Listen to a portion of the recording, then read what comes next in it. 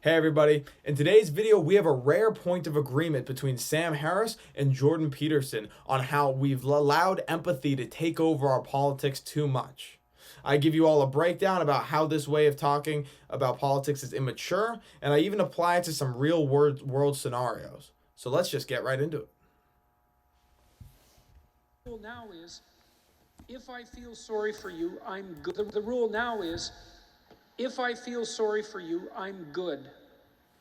Right, and so let's say there's a complex situation. This conversation was like a while ago, but this is still 100% correct. Unfortunately. And this is going to be all about that. I think actually Peterson and Harris are going to agree on this, which is interesting. But again, this was years ago, but I think this is still dead on.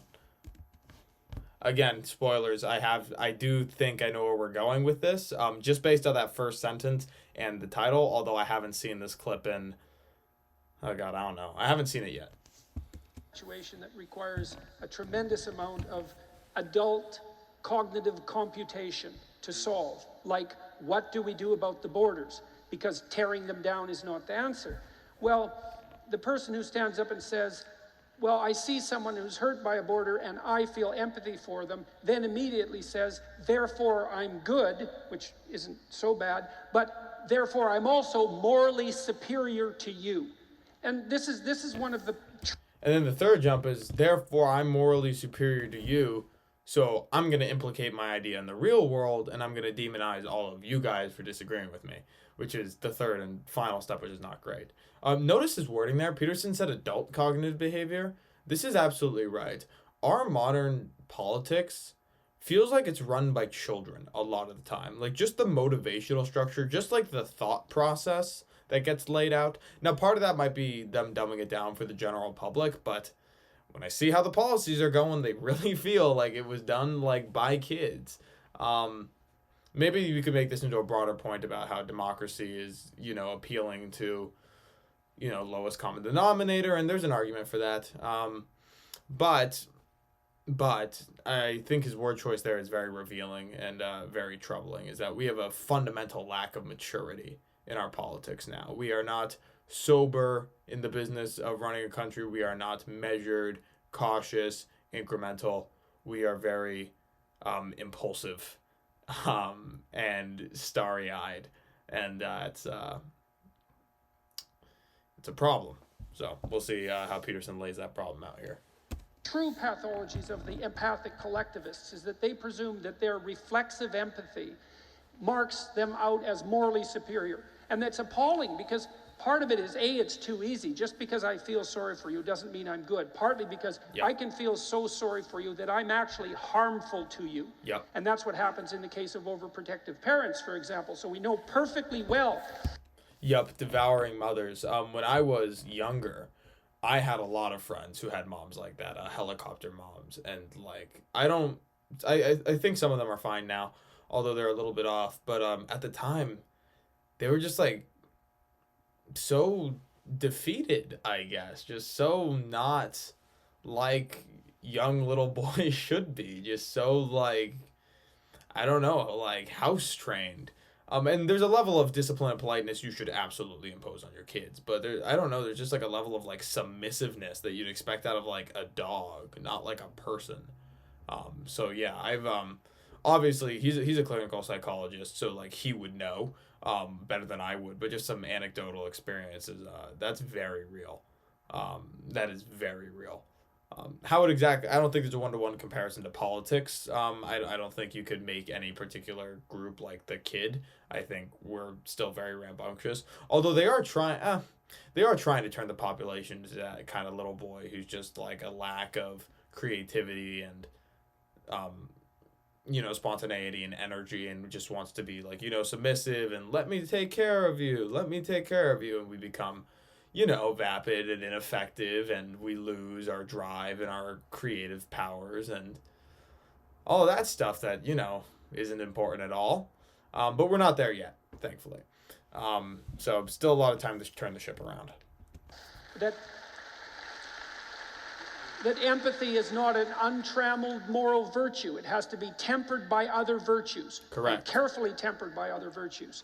And so we have to stop allowing in our public discourse the unquestioned assumption that just because I manifest more pity in the moment than you do, that I'm somehow a morally superior individual. Yes. In fact, not only do we have to question that, we in fact have to deeply question it and say, what makes you think that you're just not taking things too far right there? Because there's just as much error on the side of too much empathy as there is on the side of too little empathy. And that's a hard thing for everyone to learn, because empathy feels so good. Like, if you feel mercy towards a suffering child, it's like, that is kind of an indication that you're an ethical person. But that's not the basis for complex and sophisticated foreign policy. Correct. It's not how you run a country. It's how a new mother should treat an infant, but it is not how you should run a country. He's 100% right about this. The idea that, and again, as I said, if you do not manifest the maximum expected, knee-jerk empathy to any given situation, you will often be castigated a lot of the time. Mostly you see this of the left castigating the right for, being hard-nosed about, little things like economics and the social effects of that, and, cultural norms and the concern for the long-term cultural health, all that sort of stuff. And there you can have like real debates about like the substance of that. But a lot of times you just get laughed out of the room because it's mean, which is just, again, just the most infantile way of thinking about it. It happens from the right to the left too, though. No example is coming to my mind. Maybe that's probably a problem for me. Maybe back in the day, veterans and stuff like that. Back when the left was actually anti-war and like people were saying, "Oh, they fought and died for you, so be empathetic." That's not exactly good foreign policy. For example, I don't think that those positions on war are the same anymore between the modern day American left and right. But again, like, you can get this from the left or the right. You just get it from the left more just because of the nature of what the left is. It's more of the progressive, things seeking change, things seeking to take care of you, as a general rule. So you see it more from the left, but you can get it from either side of the aisle 100%. And it's very, very infantile. No, it isn't, because it... Harris is agreeing with Peterson. We know our empathy diminishes, in an almost linear way with the numbers of people to empathize with, right? So we spoke about this one night in Vancouver, but this has been tested where if you tell someone about the plight of one little girl, you will elicit the maximum empathic response and the maximum of an altruistic response. They'll give the most amount of money they're going to give to any cause to one compelling story to save one little boy. You want to hear a real life? Actually, let's let him finish. Hold on. Or a girl, but if you start adding boys and girls to the one, keeping the one the same, people's empathy degrades and their altruism degrades. So empathy is non-quantitative almost by definition. It's also partly because you want to see a real life example of this. I am not going to say names, but I'm just going to give you a theoretical. All right, walk with me for a second. Imagine if one person died of what certainly looks like and likely is a grave injustice of the law, of law enforcement. That person dies very publicly. The reaction is very large, very extreme, in some ways too extreme, but very extreme, because what happened was most likely very bad. And in other instances, actually very bad. So an entire summer of this very strong reaction. But then you talk about another place, Chicago, for example, where miscarriages of justice happen every weekend. But it's not because of law enforcement, it's for other reasons. You have multiple killings, multiple deaths, multiple shootings of innocents multiple times a weekend. But those don't get the same kind of attention. And it's partially because of what Harris said. It's partially because of that kind of narrative. Not because of the narrative. It's just because of the statistical thing, where it's much easier for the empathy, for the knee-jerk empathy to go towards the isolated cases, because you can put a name and a face to it, an individual, as opposed to the broader problems that involve statistics that you can't put faces to, per se. because of that, you overfocus on the rare issues, although absolutely still issues. You overfocus on the rare issues, and you don't focus enough on the issues that are actually doing the most harm, that are probably the most easily preventable as well. And then also there's a narrative aspect to this as well, because it's convenient for power grabs and stuff like that. If you're at this point, if you don't really gather what I'm referencing, let me know in the comments and I'll explain it to you. But we're early days on YouTube, so I'm trying to not get banned. Not really sure what the rules are exactly, but we're playing it safe to start out anyway. We're easing into it here. So yeah, interesting. You can apply that pattern that Harris puts out into our real world politics, like today, or rather, as in 3 years ago is what I'm referencing, and today. For life, if you see a person in trouble, Yes, it you falls might on be able you to to do help. something Yes, about right. them. But if you see a 100, million yeah. people in trouble, Yeah. what you should probably do, at least to begin with, is run. Yeah. And I mean, what are you going to do? Maybe you could give $1,000 to one person, but if you divided that up among a million, all that would happen would you would have no money, and they wouldn't be any better off. But this is to say that so much of moral progress today entails unhooking from the highly salient empathy driving story. Correct. It requires maturity.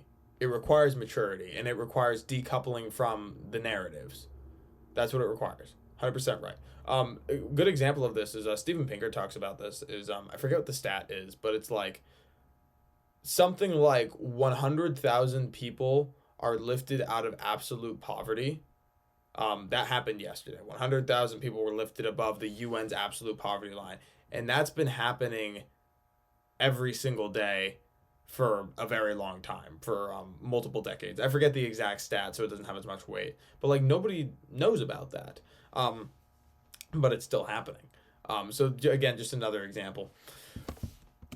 And connecting with the actual quantitative reality, to learn that it's 500,000 people dying every year from heart disease or whatever it is, or there's 500,000 people dying in this famine.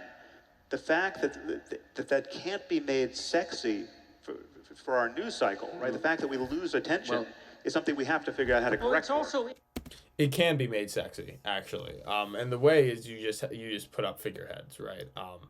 This is something, if you've gotten the ads from something like St. Jude's, for example, the way they do it is that they have the numbers and the stats back there, but that's not how they market it. They don't give you a ticker of numbers. They give you they give you one story. So good way to make it sexy will be to take one person as a figurehead, as an example, to pull that empathy drive, and then underneath you said there are like 500,000 like her or something like that, and that should help. And we've gotten onto that a little bit. Sam's broader point about how it's just not as sexy is true again for the undefined reference example I gave you earlier, but there are ways around it. So that was a great one. Harris and Peterson actually agreed. They both diagnosed a very real problem, which is that we are all acting like children in our parents' study, and we are wrecking it. And we need to have a little bit more respect, a little bit more caution, and a little bit more long-term thinking. That would be very nice. But I hope you enjoyed this one. See you all next time. Hey guys, I hope you enjoyed that reaction video. If you did, drop a like and please consider subscribing to see more. If you didn't, tell me why. I want to hear your thoughts down in the comments below. I want to have these conversations. If you want to see the rest of my content or explore the broader Pangburn universe that I'm a part of, click one of the buttons that should be floating around my head right about now. And as always, I hope to see you all out there engaging in the war of ideas.